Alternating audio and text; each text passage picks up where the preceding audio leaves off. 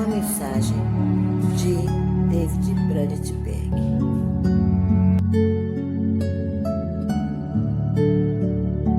Carne ou espírito, a mais ardorosa controvérsia religiosa que já se viu no mundo tem sido sempre entre as religiões do tipo você consegue por próprio esforço e aquela segundo a qual só Deus pode salvar o ser humano. A humanidade tenta alcançar a salvação com uma mínima ajuda de Deus para não precisar agradecer muito e assumir todo o mérito, a fazer o que bem entende e seguir o seu próprio caminho. O primeiro homem homicida que já existiu foi adepto da religião do faça você mesmo. Quando Caim matou Abel, um homem que confiava em Deus, deu início a uma perseguição da verdadeira religião pela falsa religião. Porque Caim era religioso, era muito pio, ele esforçava-se sobremaneira para salvar-se por seu próprio esforço, inclusive oferecendo sacrifícios a Deus e dizendo adorá-lo. Queria muito que Deus o ajudasse a alcançar a salvação, mas por melhor que fizesse, não bastava. Ele não agiu da maneira de Deus, mas da maneira das religiões falsas, todos dependentes da justiça própria e do seu próprio caminho. A maioria delas diz adorar a Deus e buscar uma ajuda dele para alcançar o céu, mas se esforçou tanto que, na sua opinião, ganhou a salvação com ou sem a ajuda de Deus. E eles ficam tão ofendidos caso ele aparentemente não valorize devidamente a sua redenção. Olha, Deus, veja tudo que eu fiz por você. Eu acho até que mereço uma medalha. Eu realmente mereço ser salvo. Se você for salvar alguém, Deus, essa pessoa teria que ser eu. Se alguém vai chegar ao céu, com certeza deveria ser eu. Abel, por outro lado, atendeu ao que Deus pediu e ofereceu a Deus um sacrifício muito mais excelente do que o de Caim. Veja em Hebreus 11, versículo 4, o sacrifício da fé, pura na palavra de Deus. Deus falou e ele obedeceu. Ele acreditou no sacrifício de sangue de um cordeiro, simbolizando a salvação apenas por meio do sangue de Jesus Cristo, em uma demonstração de confiança em Deus, só na sua justiça, mais nada. Sabia que era um reforço, uma dádiva. Caim, um homem que cresceu às suas próprias custas, um religioso dedicado buscando a sua própria forma de entusiasmo, completamente sem sentido, fez um papel de tolo. Com todo o seu esforço, e ele ficou muito furioso ao ver a sua hipocrisia desmascarada dessa forma. Foi um golpe muito duro depois de todo o seu trabalho e seu esforço na carne, do seu raciocínio legalista, dos seus critérios pela salvação com base em suas obras e da sua insistência em fazer da sua maneira. Por isso que ele pôs fim a que quis por fim a terrível verdade de que a sua religião não poderia salvá-lo. E então, o que foi que ele fez? Ele matou o homem cuja fé simples na graça de Deus desmascarou ele. Vê Gênesis 4, de 1 a 8. Assim começou uma guerra, da batalha entre o orgulho e a humildade, os religiosos e os legalistas, os pecadores salvos, a guerra permanente que tem sido travada desde então entre a Babilônia carnal e a Jerusalém espiritual, a carne e o espírito, as obras e a fé, a lei e a graça, o ego e Deus. O resultado, é um dos maiores mal entendidos e uma das interpretações mais errôneas das Escrituras até hoje. Desde então, as pessoas têm tentado salvar-se, dando o mínimo mérito a Deus e distorcendo as Escrituras para provar que é possível. Pelo fato de Deus não poder ajudá-los a ficar salvos e você não conseguir salvá-los sozinho. Salvar sozinho por mais que tente obter a ajuda de Deus. E como não é possível servir a dois senhores, você próprio e Deus, não ser possível servir a Deus e a Mamon. Mateus 6, versículo 24.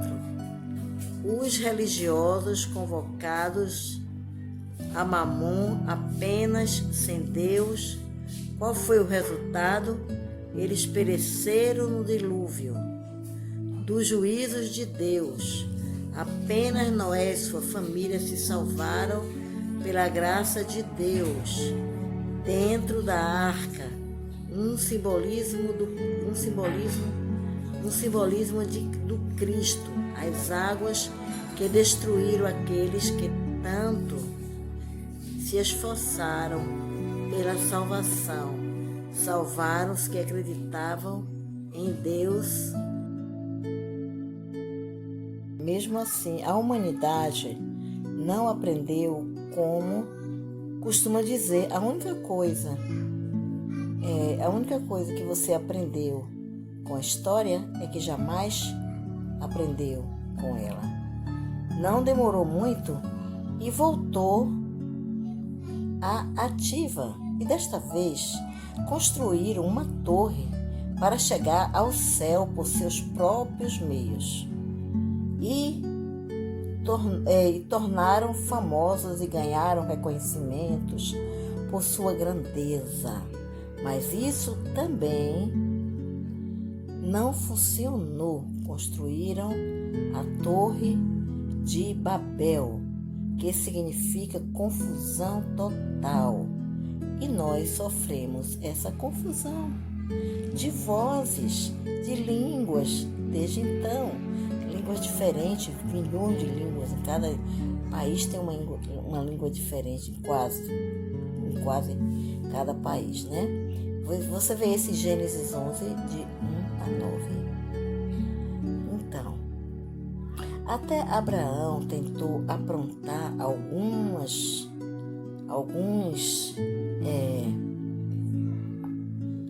coisas para salvar a si mesmo e a sua posteridade.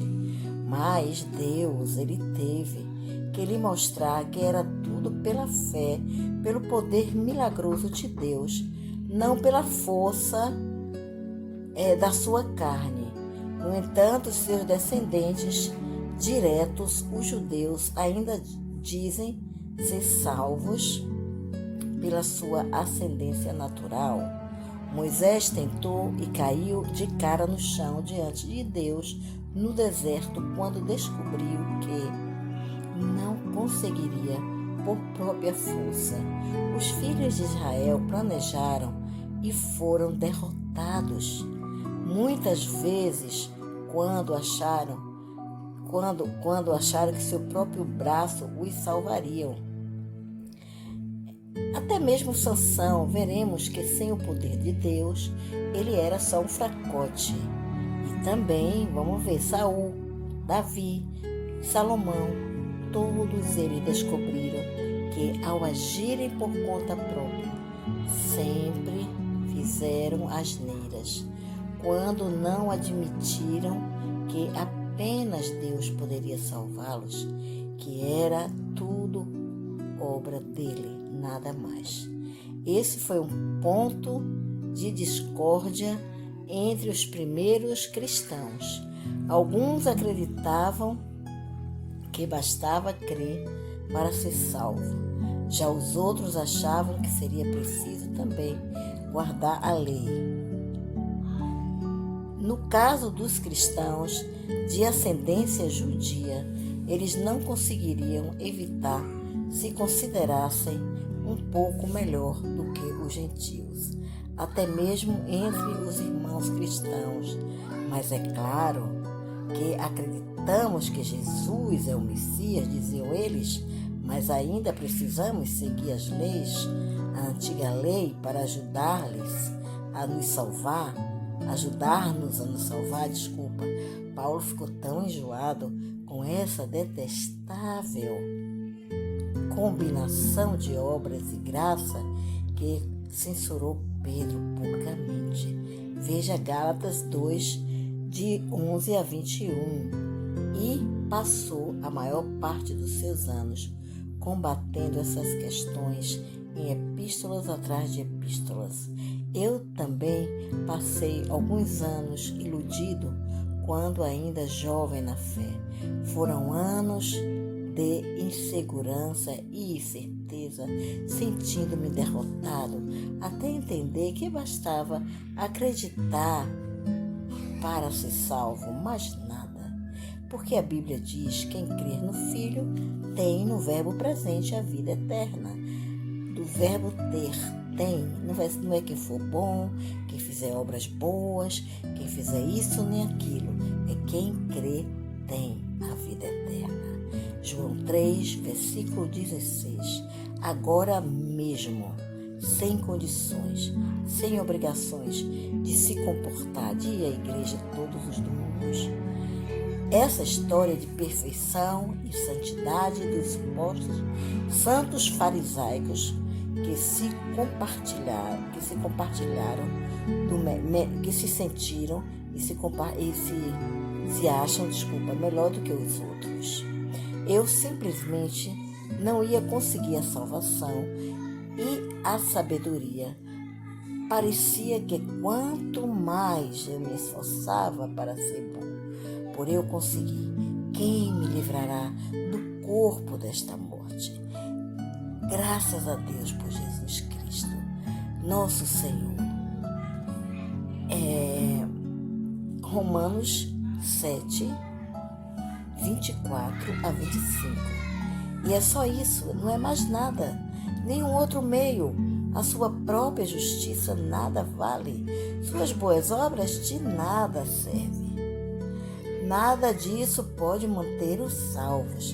Que você dirá salvar? Quem você dirá salvá-lo? Apenas Jesus pode salvar você. E Ele não só salva você, mas Ele também, vai usar você, através dele, fazer as obras boas de você. É tudo Jesus, tudo Senhor. Nada do seu farisaísmo, é só Jesus.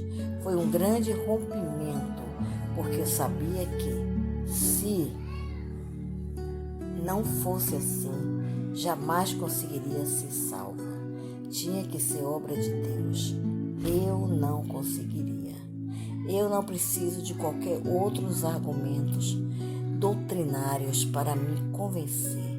E eu não entendia por que Paulo gastou tanto tempo insistindo no tema com os judeus, até que chegamos a Israel. Nós fomos a Israel e eu tive uma revelação do Senhor sobre eles. Paulo conhecia os judeus.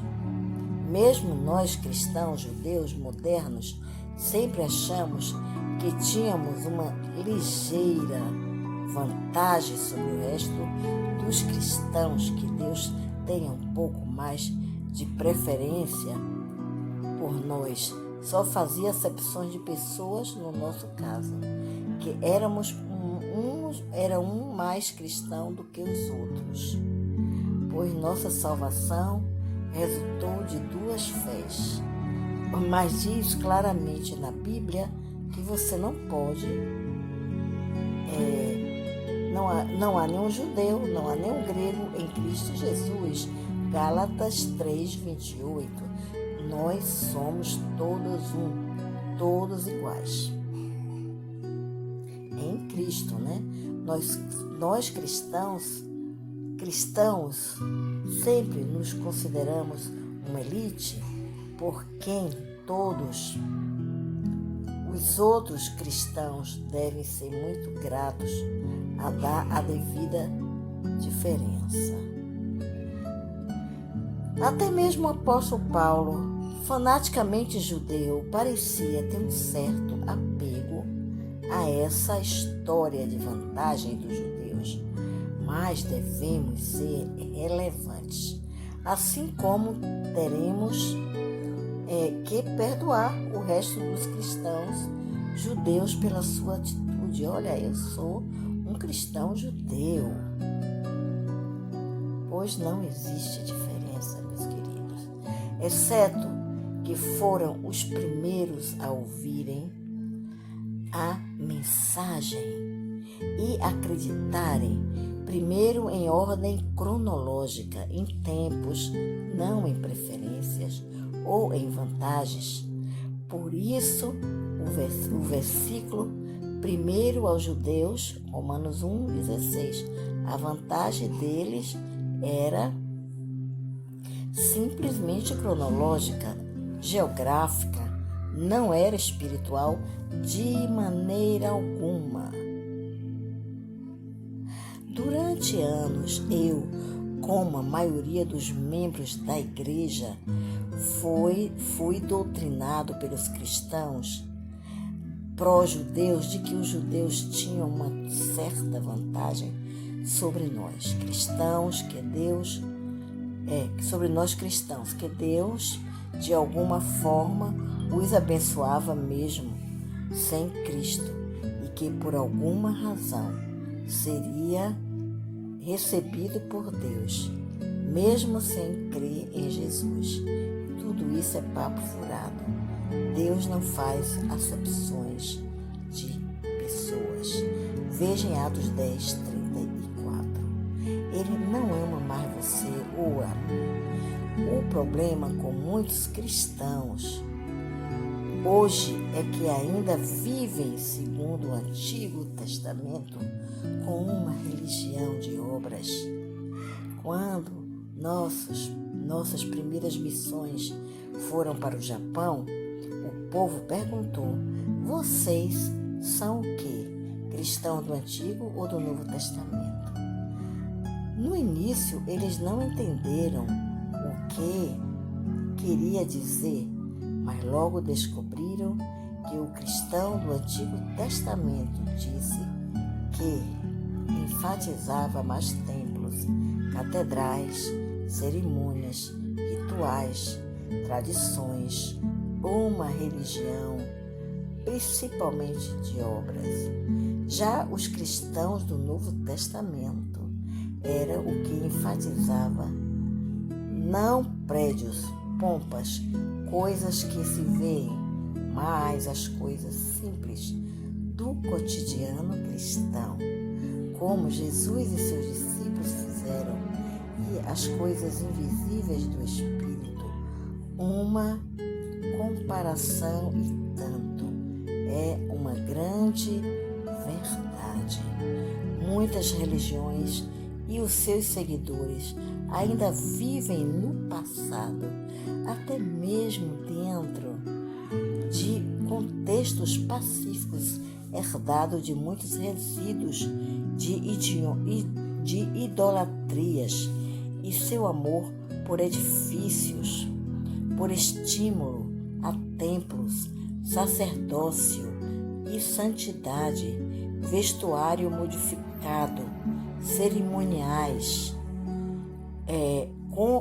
complicadas, tradições, superstições e um poder ditatorial sobre as almas das pessoas, fazendo comércio delas por inserir na salvação pelas obras o seu tipo de obras, segundo a sua religião, aquele monopólio que diz ter no reino de Deus. Até mesmo Deus teve dificuldade de livrar os filhos de Israel da idolatria do Egito. Foi preciso guiá-los com Moisés, usando a lei como professor, por meio de ilustrações e rituais infantis, exemplos físicos, como, por exemplo, o tabernáculo, a arca, o sacrifício de animais, o sangue de animais. Tudo isso exemplificando, ilustrando as realidades espirituais e verdades eternas. Ele estava usando comparações quase que ridículas, como flanelógrafos e canções com coreografia para demonstrar verdades espirituais para criancinhas. Precisou usar o que entendiam, coisas que eles eram familiares com elas. Com base nas religiões do Egito e de outras nações pacíficas vizinhas, como um pai tentando lhe mostrar as verdades espirituais atuais do entusiasmo maduro que deveriam ter por Deus. Como diz o apóstolo, todas essas coisas foram figuras. Hebreus 9:24. Exemplos, ilustrações das coisas invisíveis do Espírito. Mas as figuras e sombras, as ilustrações do Antigo Testamento, oferecem um estudo específico. Como disse Paulo, agora nós vemos em espelho de maneira obscura. Então, conheço, como também eu sou conhecido, porque quando eu era um menino, eu conhecia como um menino, eu pensava como um menino, raciocinava como um menino, mas logo que eu cheguei a ser homem, eu acabei com as coisas de menino. Mas quando vier o que é perfeito, então o que é em parte será aniquilado. Em 1 Coríntios 13, de 10 a 12, Paulo estava dizendo que até mesmo os dons do Espírito dessa era iluminada são praticamente como brinquedos infantis de um pai amoroso para os seus filhos simplórios, para ajudá-los a conhecer a Ele, as suas verdades. Quanto mais então são as lições físicas da esperança no templo do Antigo Testamento, brinquedos ainda mais infantis para a criança do que essa que Paulo citou, né? Que a gente como menino via como menino. Mas então vamos ver quando ele cresceu e se transformou em um homem, ele não vê mais as coisas como um menino. Imagina as pessoas antes disso. Eles eram como crianças menores espiritualmente, para ajudá-las a entender o amor do Pai.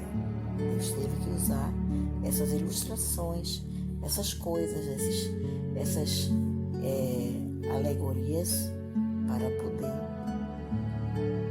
fazer com que eles entendessem as coisas espirituais, realidades espirituais. Mas havendo Deus outrora falado muitas vezes, de muitas maneiras aos pais, pelos profetas, e nós, pelos profetas, e nós falamos nestes últimos dias pelo Filho. Veja em Hebreus 2.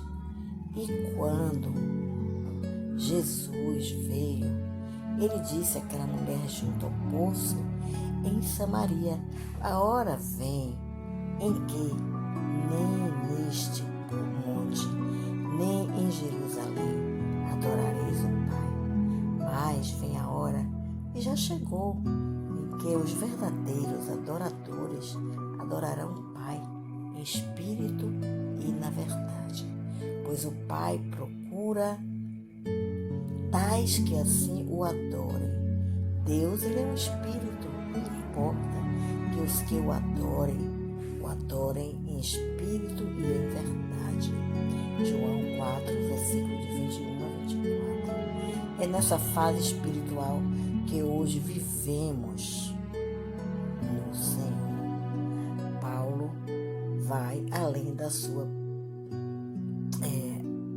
Paulo, ele vai além da sua previsão. Aos Coríntios, ele diz que virá o tempo quando veremos Jesus face a face. Então deixaremos os dons infantis da comunicação no Espírito, pois, havendo profecias, elas vão cessar.